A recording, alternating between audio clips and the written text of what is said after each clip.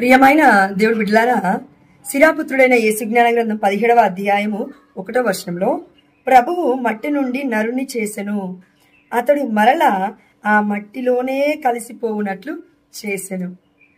మనం అందరము ఇక్కడ పరిశుద్ధాత్ముడి యొక్క కృపానుగ్రహం చొప్పున ఆలోచిస్తే, ఆది కాండంలో దేవుడు మట్టితో మనిషిని చేశాడు. అతని పేరు ఆదాము.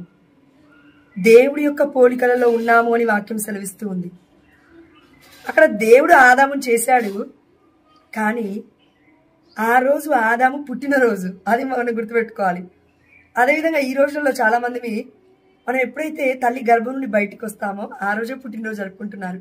కానీ తల్లి గర్భములో నీవు రూపొందక మునిపే నేను నిన్ను ఎన్నుకుంటిని ఆ ఎన్నిక రోజు దేవుడు మనల్ని సృష్టించుకున్నాడు. అంటే మనకు ఒక రూపురేఖల్ని ఇచ్చున్నాడు, తన ముఖ పోలికల్లో మనల్ని సృష్టించుకుంటున్నాడు. ఆ రోజే మన పుట్టినరోజు. అయితే అది మ్యాక్సిమం చాలా మందికి తెలియదండి. ఇంకా వైద్యులకు కూడా ఎగ్జాక్ట్ డేట్ కూడా తెలీదు, ఎగ్జాక్ట్ టైం కూడా తెలీదు, ఏ సమయంలో తల్లి గర్భము ధరించిందో. కానీ ఆ దేవాది దేవుడికి తెలుసు. కాబట్టి మట్టి నుండి వచ్చిన ఈ శరీరము మట్టిలోకే పోవాలి, అవునా? మనమందరం లెంట్ సీజన్లో అడుగు పెట్టబోతూ ఉన్నాము. దేవుడు మనకెందుకు ఈ మాట గుర్తు చేస్తున్నాడంటే,